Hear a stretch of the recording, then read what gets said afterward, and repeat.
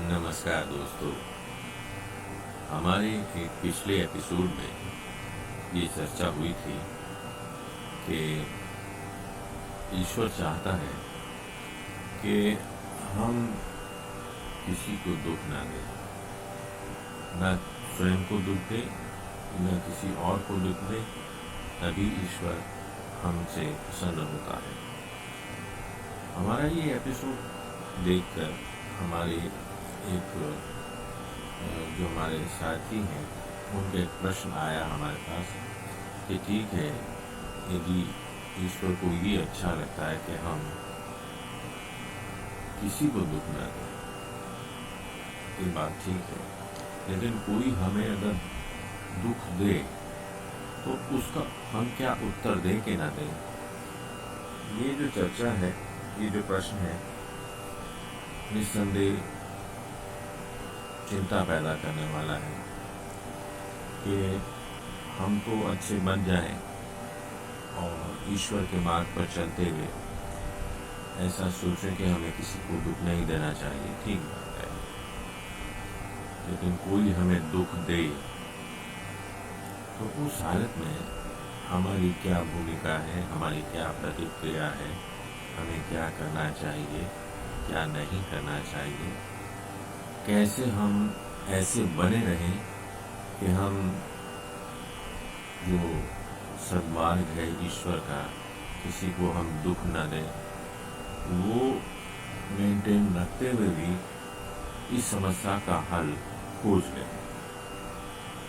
चलिए कोशिश करते हैं। प्रश्न ये था कि कोई हमें दुख दे तो क्या हम उसे दुख दें कि ना दें। जो ईश्वर का मार्ग है वो तो न्याय का मार्ग है। न्याय का अर्थ ये है कि जो ईश्वर के बनाए हुए उसूल जो कि इस जगत में न्याय व्यवस्था के रूप में जाने जाते हैं, ये पुलिस है, ये जजेस हैं, ये अदालतें हैं, ये सब क्या है? ये न्याय का प्रसार करने के लिए है। हमें आपको जो भी विसंगति के साथ का सामना करना पड़ता है, हमें आपको जो भी अन्याय का सामना करना पड़ता है, उसके लिए ये सामाजिक व्यवस्था है कि हम कैसे न्याय को प्राप्त करें। अगर कोई आदमी हमें पीटता है, मारता है, तो हम भी अगर उसे पीटें और मारें तो फिर ये अदालतें, ये पुलिस, ये किस काम के हैं? ये बड़ा सोचने का विषय है। आप ये कह सकते हैं कि कभी कभी इतना समय नहीं होता है कि किसी ने हम पे हमला किया, हम रुकें और ये सोचें कि इसका सही मार्ग खोजकर इसको कैसे हैंडल किया जाए।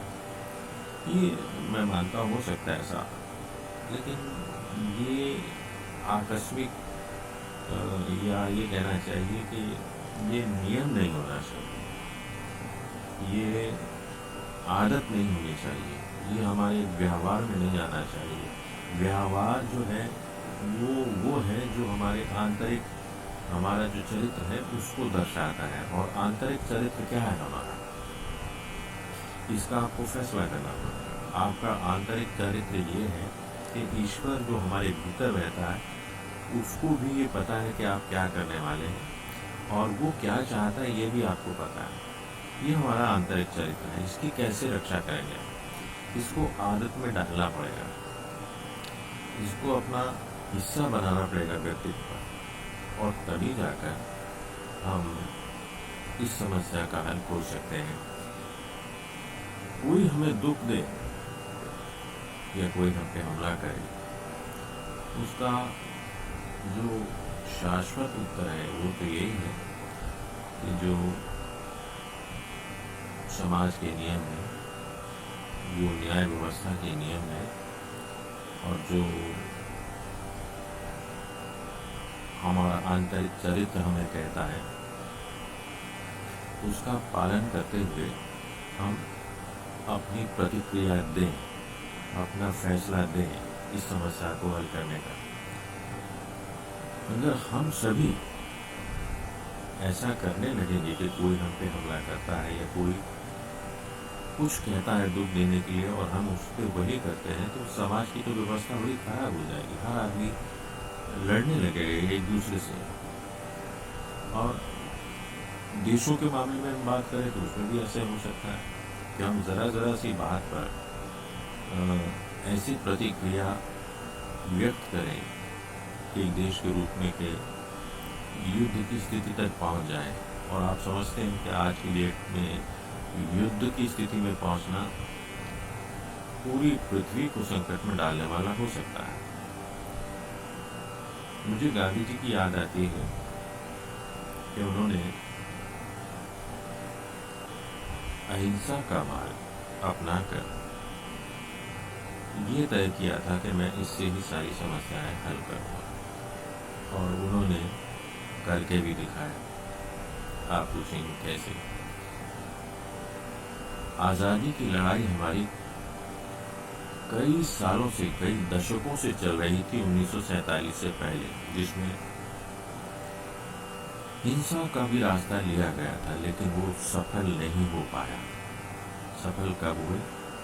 जब गांधी जी ने अहिंसा के मार्ग पर चलकर इस कार्य को संपन्न किया और हम अहिंसा के बल पर अंग्रेजों की हिंसक नीतियों का विरोध करते हुए उन्हें यहाँ से वापस जाने के लिए मजबूर किया गांधी जी ने। बस आज इतना ही। शेष किसी और एपिसोड में, तब तक के लिए आज्ञा दीजिए। नमस्कार, धन्यवाद।